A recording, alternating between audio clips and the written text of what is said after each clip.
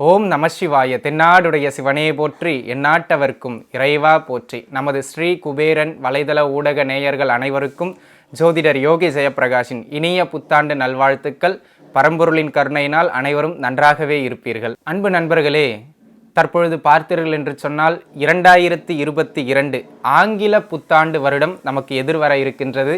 இந்த புத்தாண்டில் நாம் காலை வைக்கின்ற பொழுது ஒவ்வொருவருக்கும் ஒவ்வொரு இலக்குகள் இருக்கும். நீங்கள் உங்களுடைய மன எண்ணங்களுக்கு ஏற்றார் போல நம்முடைய வாழ்க்கையை அப்படி அமைக்கலாம், இப்படி ஏற்படுத்தி கொள்ளலாம் என தனிப்பட்ட முறையில் நம்முடைய மனிதர் இயல்பே என்ன அப்படின்னு பார்த்தீங்கன்னா, இருக்கின்ற காலத்தை யோசிக்காமல் எதிர்காலத்தை நினைத்தே அதை சார்ந்தே திட்டங்களை தீட்டுகின்ற ஒரு அமைப்பில் எப்போவுமே மனிதர்கள் இருப்பார்கள். அதற்கு நாம் மட்டும் விதிவிலக்கு அல்ல என்பதனைப் போல அனைவருமே இந்த 2022ஆம் ஆண்டு நமக்கு இப்படி இருக்க வேண்டும், நாம் இதையெல்லாம் செய்ய வேண்டும், இந்த இலக்குகளை எல்லாம் அடைய வேண்டும் என நீங்கள் ஒரு திட்டத்தை தீட்டி வைத்திருப்பீர்கள்.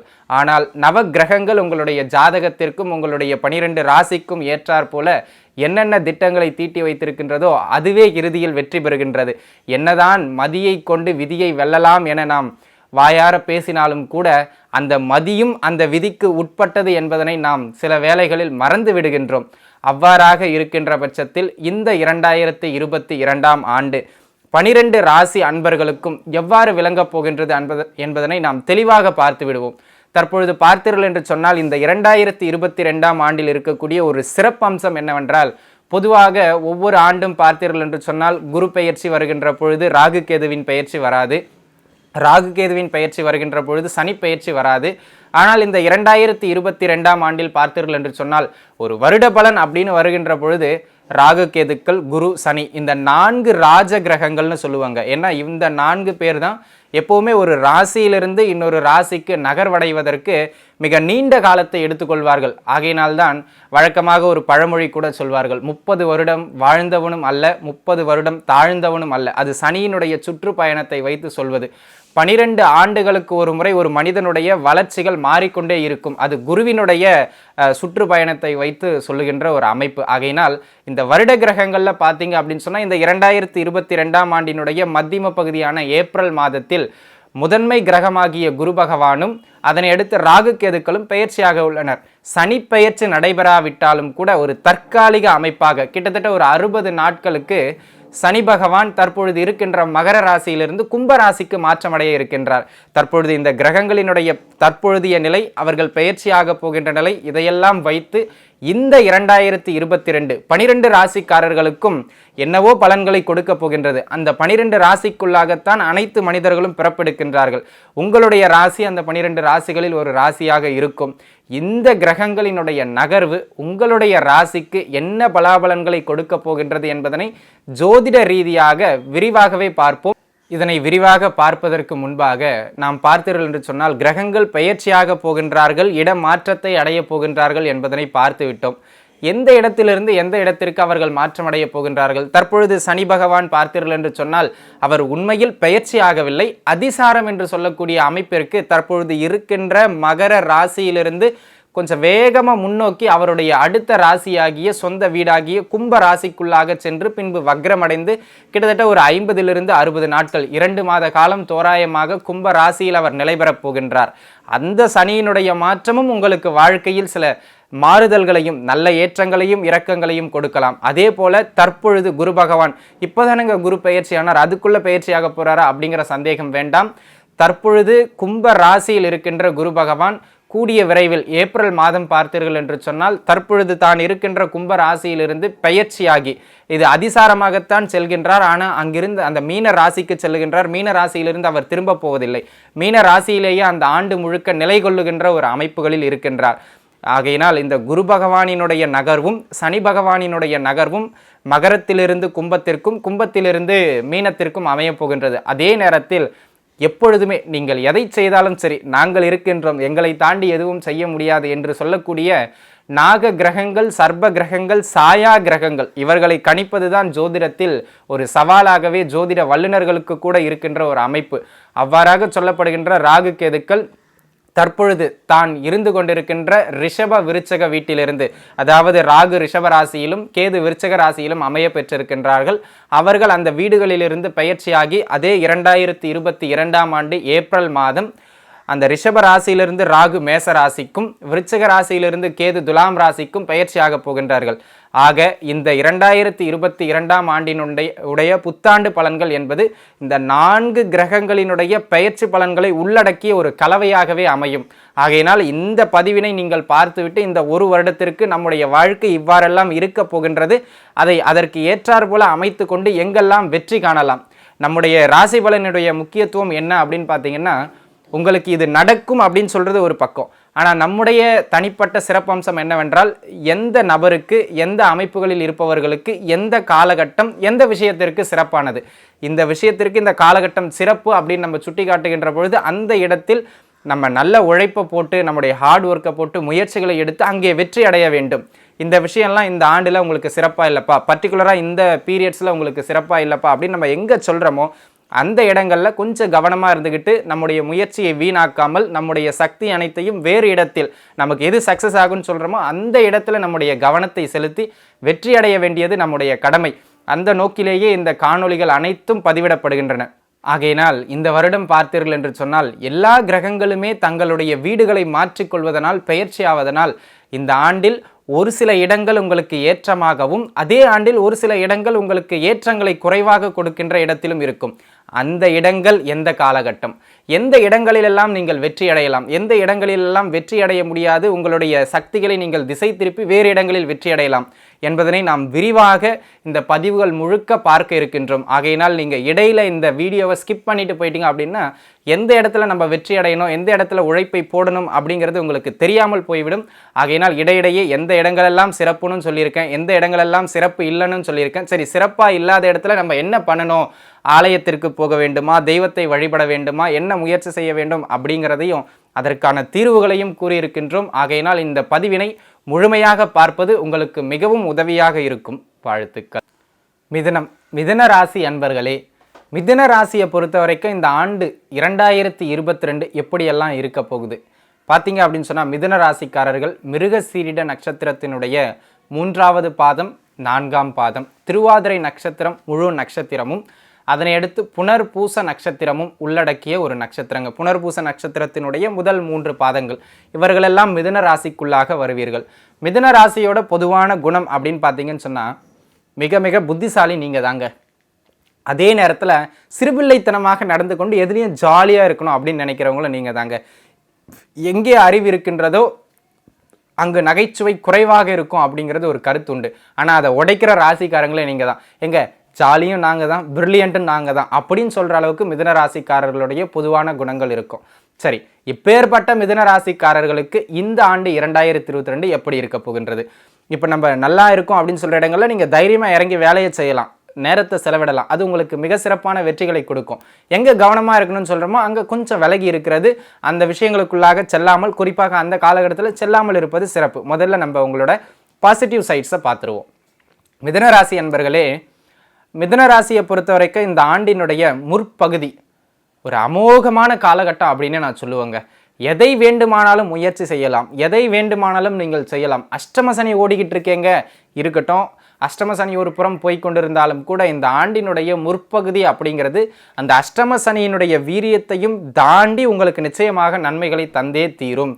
அப்படிங்கிறதுல எந்த விதமான, இப்போ அஷ்டம சனி ஓடிக்கிட்டு இருக்கிறதுனால எப்படி தரும், கூடுதலான முயற்சியோடு கொடுக்கும். அஷ்டம சனி இல்லை அப்படின்னா 50% எஃபர்ட் போட்டால் போதும். இப்போ அஷ்டம சனி இருக்கிறதுனால 70% எஃபர்ட் போட்டு நீங்கள் அந்த விஷயங்களை செய்யணும்.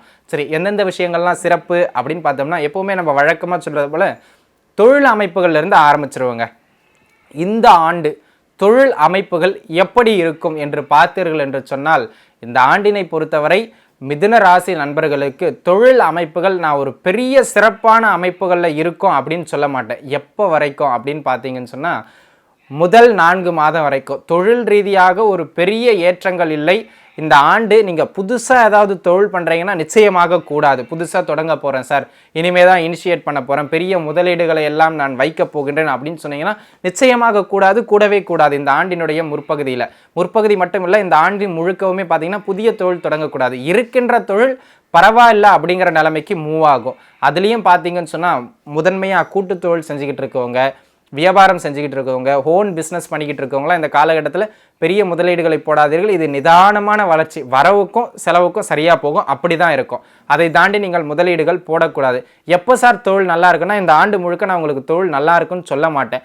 ஆனால் மே மாதத்திற்கு பிறகு ஏற்கனவே இருக்கின்ற தொழிலில் நஷ்டங்கள் குறைந்து லாபங்கள் அதிகரிக்கும். அதுதான் ரொம்ப முக்கியம். ஆக இந்த ஆண்டினுடைய மே மாதத்திலிருந்து லாபங்கள் சற்று கூடுதலாக கிடைக்கின்ற ஒரு அற்புதமான காலகட்டம். அதிலும் குறிப்பாக உள்ளூரில் இல்லாமல் வெளியூர், வெளிமாநில, வெளிநாடுகளில் போயிட்டு தொழில் பண்ணுறவங்க, பூர்வீகத்தில் இல்லாமல் வெளியிடங்களில் வாழ்ந்து தொழில் வியாபாரம் செய்கிறவங்களுக்குலாம் இந்த ஆண்டினுடைய பிற்பகுதியில் மே மாதத்திலிருந்து நல்ல லாபங்கள் கிடைக்கும். அப்போ முற்பகுதியில் லாபங்கள் இல்லைன்னா லாபங்கள் நிச்சயமாக இல்லை, அப்படி தான் நான் சொல்லுவேன். சரிங்களா? லாபங்கள் நிச்சயமாக உங்களுக்கு இந்த ஆண்டினுடைய முற்பகுதியில் கிடையாது. தொழில் சார்ந்த விஷயங்களில் மட்டும் நீங்கள் எப்போவுமே கொஞ்சம் புதுசாக ஆரம்பிக்கிறீங்கன்னா கவனமாக இருக்கணுங்க. முடிஞ்ச வரைக்கும் வேண்டான்னு விட்டுறது நல்லது. ஏற்கனவே போய்கிட்டு இருக்க தொழில் இந்த ஆண்டினுடைய பிற்பகுதியில் நல்ல லாபங்களை பெற்றுக் கொடுக்கும். அதனை எடுத்து வேலை செஞ்சுக்கிட்டு இருக்கவங்களுக்கு இந்த ஆண்டு எப்படி இருக்கும் அப்படின்னு பார்க்கணும். அப்படின்னு சொன்னால், இந்த ஆண்டினுடைய முற்பகுதியை விட பிற்பகுதி வேலை செய்து கொண்டு இருக்கின்ற நண்பர்களுக்கு இங்கே பாருங்கள், நீங்கள் மிதுன ராசியில் பிறந்திருப்பீங்க. நான் ஒரு ஆட்டோ ஓட்டுறேன் சார், இன்றைக்கி போனாதான், இன்றைக்கி சம்பாதிச்சாதான் எனக்கு சாப்பாடு, அந்த நிலைமையில் இருக்கிறவங்களுக்கு இந்த ஆண்டினுடைய பிற்பகுதி நிச்சயமாக மிக சிறப்பான ஏற்றத்தை கொடுக்கும். அப்படிங்கிறதுல எந்த விதமான மாற்று கருத்தும் இல்லை. தினம் தினம் சம்பாதித்து பிழைப்பை ஓட்டுகின்ற நண்பர்களுக்கெல்லாம் இந்த ஆண்டினுடைய பிற்பகுதி மே மாதத்திலிருந்து அற்புதமான பலன் கொடுக்கும். நல்ல லாபங்களை எல்லாம், அஷ்டம சனியெல்லாம் தாண்டி நல்ல பொருள் வரவு வந்துக்கிட்டே இருக்கும். அதை பற்றி நீங்கள் கவலைப்பட வேண்டிய அவசியமே இல்லை. போகிறவங்க வரவங்கள்லாம் உங்களுக்கு நிச்சயமாக உதவி பண்ணுவார்கள். வேலை அமைப்புகள் கொஞ்சம் சிரமத்தின் பேரில், அஷ்டம சனி இருக்கிறதுனால கொஞ்சம் சிரமத்தின் பேரில் இருந்தாலும் கூட வரவுகளை கொடுத்துரும், லாபங்களை கொடுத்துரும். அதில் எந்த விதமான மாற்று கருத்தும் இல்லை. ஆக மொத்தத்தில் தொழில் செய்வதை விட வேலை செய்பவர்களுக்கு இந்த ஆண்டு முழுக்க நல்ல லாபங்கள் கிடைக்கின்ற ஒரு அற்புதமான ஆண்டாக 2022 உங்களுக்கு விளங்குதுங்க. சரிங்க, திருமண அமைப்புகளை பற்றி கொஞ்சம் சொல்லுங்க அப்படின்னு ஒரு சிலர் கேட்குறீங்க. இந்த ஆண்டு முழுக்கவே உங்களுக்கு திருமண அமைப்புகளை ஏற்படுத்தி கொடுக்கறதுக்கான ஒரு சிறப்பான ஆண்டுங்க. அது ஜனவரியில் நீங்கள் தொடங்கினாலும் சரி, நவம்பரில் தொடங்கினாலும் சரி, இந்த ஆண்டு முழுக்கவும் உங்களுக்கு திருமண யோகங்களை ஏற்படுத்தி கொடுக்கக்கூடிய ஒரு அற்புதமான காலகட்டமாக இருக்கின்றது. அப்படிங்கிறதுல எந்த விதமான மாற்று கருத்தும் இல்லை. தாராளமாக ஆண் பெண் இருபாலாருக்குமே இந்த ஆண்டு முழுக்க நீங்கள் திருமண அமைப்புகளை முயற்சி செய்யலாம். முதல் 4 மாதங்களை முயற்சி செஞ்சீங்கன்னா அது இன்னும் கொஞ்சம் கூடுதலான சிறப்பை கொடுக்கும். அப்போ பின்பகுதியில் ஆகாதுன்னா அப்படி கிடையாது. இந்த ஆண்டு முழுக்கவே திருமண அமைப்புகளை ஏற்படுத்தி கொடுக்கின்ற ஒரு அற்புதமான அமைப்பு. அதுலேயும் குறிப்பாக பார்த்தீங்கன்னு சொன்னால், இந்த இன்டர்காஸ்ட் மேரேஜ் பண்ணணும் சார், நான் லவ் பண்ணிக்கிட்டு இருக்கேன் சார், அது நடக்குமா சார் அப்படின்னு யாராவது கேட்குறீங்க அப்படின்னா நிச்சயமாக நடக்குங்க. கவலைப்பட வேண்டிய அவசியமே கிடையாது. இந்த ஆண்டினுடைய முற்பகுதியில் உங்களுக்கு காதல் வெற்றி அடையும். நல்லா புரிஞ்சுங்க, இந்த ஆண்டினுடைய முற்பகுதியில் காதல் வெற்றி அடைஞ்சிரும். இந்த ஆண்டு மே மாதத்திற்கு பிறகு அந்த காதல் அமைப்புகள் திருமண அமைப்புகளுக்குள்ளாக மாற்றமடைவது, அதிலும் குறிப்பாக இந்த இன்டர்காஸ்ட் மேரேஜ் பண்ணுறவங்க, இன்டர் ரிலீஜியன் மேரேஜ் பண்ணுறவங்களுக்கெல்லாம் இந்த ஆண்டினுடைய பிற்பகுதி மிக மிக சப்போர்ட்டிவாக இருக்குது. அப்படிங்கிறதுல எந்த விதமான பயமும் கிடையாது. தாராளமாக நீங்கள் முயற்சி எடுக்கலாம். உண்மையாக காதலிக்கின்ற அத்தனை மிதுனராசி நண்பர்களுக்கும் இந்த ஆண்டினுடைய பிற்பகுதியில் திருமண யோகத்தை கொடுக்கக்கூடிய சிறப்பான அமைப்பு. நார்மலாக திருமண முயற்சி செய்கிறவங்களுக்கும் இந்த ஆண்டு முழுக்கவே திருமணத்திற்கான யோகம் மிக சிறப்பாக இருக்கின்றது. அதனை எடுத்து பார்த்தீங்க அப்படின்னு சொன்னால், குழந்தை பாக்கியத்தை பற்றி ஏதாவது சொல்லுங்கள் சார். குழந்தை பாக்கியம் எப்படி இருக்குது அப்படின்னா, இந்த ஆண்டினுடைய முற்பகுதி ஏங்க உங்களுக்கு குழந்தை பாக்கியத்தை கொடுக்கறதுக்கு மிக சிறப்பான காலகட்டம். நீங்கள் குழந்தைகள் சார்ந்து மருத்துவம் பார்த்துக்கிட்டு இருந்தாலும் சரி, குழந்தை பாக்கியம் இல்லாமல் காலதாமதமாகி கொண்டு இருந்தாலும் சரி, இந்த ஆண்டினுடைய முதல் 5 மாதங்கள் மே மாதம் வரைக்குமே உங்களுக்கு அந்த குழந்தை பாக்கியத்தை ஏற்படுத்தி கொடுக்கறதுக்கான ஒரு அற்புதமான காலகட்டமாக இருக்கின்றது. ஆகையினால் குழந்தை பாக்கியமும் இந்த ஆண்டு மிதுனராசி நண்பர்களுக்கு உண்டு. ஆக நீங்கள் செய்ய வேண்டியது ஒரே விஷயம்தான். ஒரே ஒரு முறை குலதெய்வம் இந்த ஆண்டு பிறந்த உடனே மார்கழி மாதம் முடிவதற்குள்ளாகவே, மார்கழி மாதம் தாண்டி பார்த்துக்கலாம் அப்படியெல்லாம் வேண்டாம், மார்கழி மாதம் முடிவதற்குள்ளாகவே ஒரு முறை குல தெய்வ வழிபாடு செய்து விடுவது குழந்தை பாக்கியம் சம்பந்தப்பட்ட தடையையும் உங்களுக்கு விலக்கி கொடுத்துருங்க. இந்த ஆண்டினுடைய முற்பகுதியிலே குழந்தை பாக்கியம் மிக சிறப்பாக இருக்கும். அந்த அளவிற்கு ஒரு அற்புதமான காலகட்டமாக இந்த காலகட்டம் விளங்குகின்றது. சரிங்க, நான் வேலை தேடிக்கிட்டு இருக்கேன் சார், நீங்கள் வேலை செய்கிறவங்களுக்கெல்லாம் சொன்னீங்க, தொழில் பண்ணுறவங்களுக்கு சொன்னீங்க, வியாபாரம் பண்ணுறவங்களுக்கு சொன்னீங்க. நான் இப்போ தான் ஃப்ரெஷ்ஷாக படித்து முடிச்சுட்டு வெளில வந்திருக்கேன், வேலை தேடிக்கிட்டு இருக்கேன், கிடைக்குமா அப்படின்னா, இந்த ஆண்டினுடைய பிற்பகுதி ஏப்ரல் மாதத்திற்கு பிறகு வேலை கிடைக்கும். அதில் எந்த விதமான மாற்று கருத்தும் கிடையாது. ஆனால் நீங்கள் ஆசைப்பட்ட வேலை கிடைக்குமான்னா அது கஷ்டம். சரிங்களா? இங்கே பாருங்கள், வேலை கிடைக்கிறதே பெரிய விஷயம், போட்டிக்கான உலகம். சரி, எப்போ சார் நல்ல வேலை கிடைக்கும்? இந்த ஆண்டு முழுக்க நல்ல வேலை கிடைக்கிறதுக்கான அமைப்பு இல்லை, ஆனால் வேலை கிடைக்கிறதுக்கான அமைப்பு உண்டு. ஆகையினால் இந்த ஆண்டு ஏப்ரல் மாதத்திற்கு பிறகு நீங்கள் வேலைக்கு முயற்சி செய்யுங்கள். கிடைக்கின்ற வேலைக்கு போங்க, அனுபவங்களை சேர்த்துக்கங்க. சரிங்களா? அனுபவத்திற்காக வேலை செய்கின்ற, அதுக்கு சம்பளம் கொடுக்க மாட்டாங்களா? சம்பளம் கொடுப்பாங்க. நீங்கள் நினைக்கிற அளவுக்கு அந்த வேலை இருக்காது. வேலையில் கொஞ்சம் ப்ரெஷரும் இருக்க செய்யும். அதெல்லாம் தாண்டி அந்த அனுபவத்தை எடுத்துக்கிட்டு அடுத்தடுத்த கட்ட நிலைக்கு நீங்கள் உயர்வதற்கு அந்த அனுபவங்கள் நிச்சயமாக உங்களுக்கு ஒரு என்ன சொல்கிறது, வாழ்வின் முன்னேற்ற படிகளாக இருக்கும். அப்படிங்கிறதுல எந்த விதமான மாற்று கருத்தும் கிடையாது. கிடைக்கின்ற வேலைக்கு செல்ல வேண்டிய ஒரு அற்புதமான காலகட்டம். வேலை இந்த ஆண்டினுடைய பிற்பகுதி மே மாதத்துலேருந்து கிடச்சிருங்க. இது ஒரு தரப்புக்கு. சரிங்க சார், நான் கொஞ்சம் கடன் அமைப்புகள்லாம் இருக்கேன், அந்த கடன்லாம் எப்படி ஏதாவது சரியாகிறியா வருமா பாருங்க அப்படின்னு சொல்கிறீங்க அப்படின்னா, நிச்சயமாக இந்த ஆண்டு உங்களுக்கு கடன் அமைப்புகள்லேருந்து விமோச்சனத்தை கொடுக்கின்ற ஒரு ஆண்டாக உங்களுக்கு நிச்சயமாக விளங்குங்க. எப்போ சார் அது கொடுக்கும் அப்படின்னு சொன்னால், இந்த ஆண்டினுடைய பிற்பகுதி உங்களுக்கு கடன் அமைப்புகளை குறைக்கின்ற ஒரு அற்புதமான ஆண்டாக இருக்கின்றது.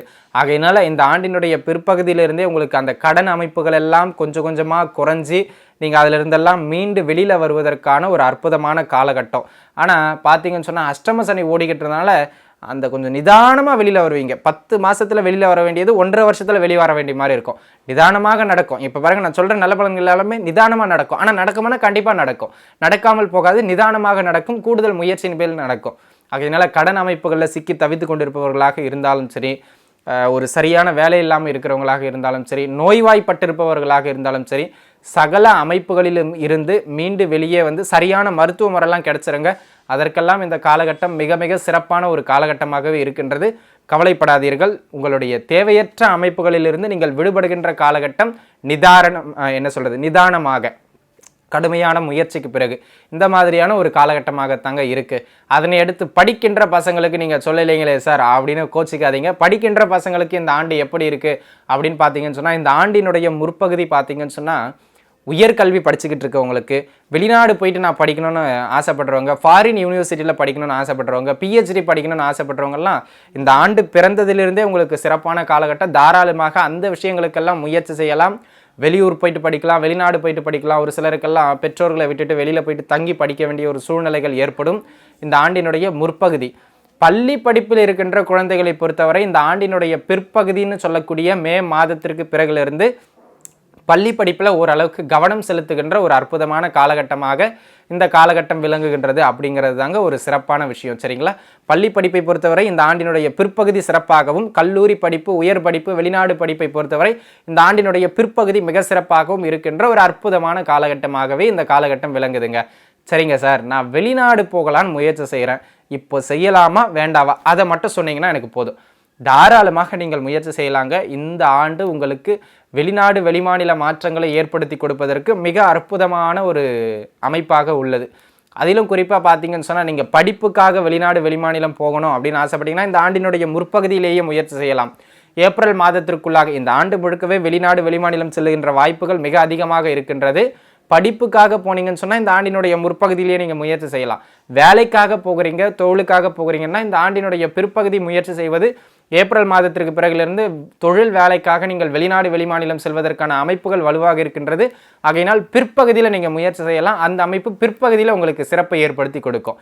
இதுதாங்க வெளிநாடு வாழ்க்கையை பற்றி. சரிங்க, வெளிநாடு போயிட்டு ரைட் அங்கே சிறப்பாக இருப்போமா அப்படின்னா அது கொஞ்சம் ஏற்ற இறக்கமாக இருக்கும். பட் கிடைக்கிற வேலையை ஆப்பர்ச்சுனிட்டியை யூஸ் பண்ணுங்கள்.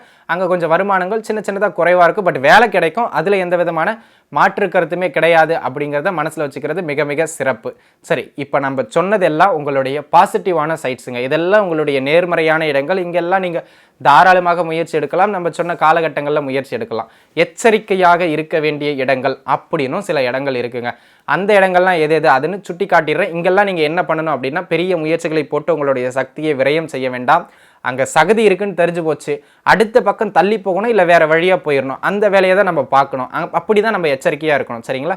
எங்கெல்லாம் கவனமாக இருக்க வேண்டும் அப்படின்னு பார்த்தீங்கன்னு சொன்னால், இந்த ஆண்டினுடைய பிற்பகுதி, இந்த ஆண்டு முழுக்கவே வேலை தொழில் அமைப்புகளில் சின்ன சின்ன சங்கடங்கள், மனச்சங்கடங்கள்லாம் இருக்கும். அதிலும் குறிப்பாக இந்த ஆண்டு மே மாதத்திலிருந்து அந்த வேலை தொழில் அமைப்புகளில் கொஞ்சம் மனச்சங்கடங்களோ ப்ரெஷரோ, உயர் அதிகாரி தேவையில்லாமல் நம்மளை திட்டுறது, வேலையை விட்டுட்டு எப்படா ஓடலான்னு நினைக்கிறது, இந்த அமைப்புகளும் இருக்குங்க. இருந்தாலும் வேலையெல்லாம் விட்டுட்டு போகக்கூடாது அப்படிங்கிறத மட்டும் மனசில் வச்சுங்க. தொழில் பண்ணுறவங்களுக்கு பேசாமல் தொழிலையே விட்டுடலாமா அப்படிங்கிற நிலமையில கூட இருப்பீங்க. ஆனால் அதெல்லாம் தாண்டி சிறு சிறு லாபங்கள் வரும். தாக்கு பிடிச்சிருக்கணும். இது முதல் விஷயம். தொழில் சார்ந்த முதலீடுகள் அப்படிங்கிறது இந்த காலகட்டத்தில் நிச்சயமாக போடவே கூடாது. எந்த விதமான முதலீடுகளையும் நீங்கள் போடக்கூடாது. நீங்கள் தொழில் சார்ந்து முதலீடை போடாமல் சரி எங்கே சார் போடலான்னா இந்த ஆண்டினுடைய பிற்பகுதியில் வீடு, வண்டி, வாகனம்னு பொருட்சேர்க்கைக்கான அற்புதமான காலகட்டம் இருக்குது. ஆகையினால அந்த இடங்களில் நீங்கள் போடலாம். எப்படியும் கடன் வாங்கி தான் போட போகிறீங்க. கையிலிருந்து கையிருப்பை வச்சு போட முடியாது மிதுன ராசிக்காரர்களால்.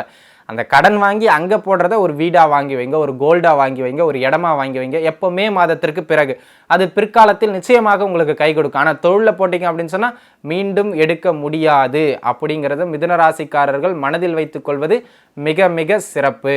அதே நேரத்தில் வேற எங்கெல்லாம் சார் நாங்கள் கவனமாக இருக்கணும் அப்படின்னு பார்த்தீங்கன்னு சொன்னால், இந்த ஆண்டு பிற்பகுதி பார்த்தீர்கள் என்று சொன்னால் பூர்வீக சொத்துக்கள் சம்பந்தமாக ஏதாவது நீங்கள் முயற்சி செய்யணும் அப்படின்னா இந்த ஆண்டு பிற்பகுதியில் முயற்சி செய்கிறது அந்த அளவுக்கு சிறப்பு கிடையாது.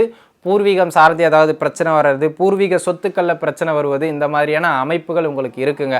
ஆகையினால இந்த ஆண்டினுடைய பிற்பகுதியில் பூர்வீகம் சார்ந்து எந்த முயற்சியும் எடுக்காமல் இருப்பது சிறப்பு. அது உங்களுக்கு பூர்வீகத்தில் சிறு சிறு பெயர் குறைபாடுகளையோ உங்களுடைய புகழ் குறைபாடுகளையோ ஏற்படுத்திவிடும்.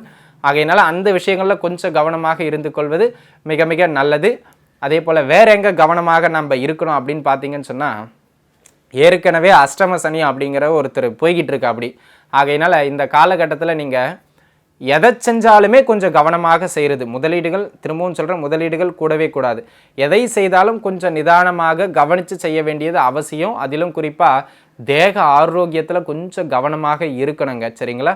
என்னதான் தேக ஆரோக்கியம் மீண்டு வரும்னாலும் கூட 8ல் இருக்கின்ற அஷ்டம சனி அதை முழுமையாக குணப்படுத்த விடமாட்டார். பிடிவாதத்துக்கு வீம்புக்குன்னு சில இடங்களில் போயிட்டு சிலவற்றை சாப்பிட்டு விட்டுட்டு தேவையில்லாத உடல் பிரச்சனைகளை ஏற்படுத்திக்குவீங்க.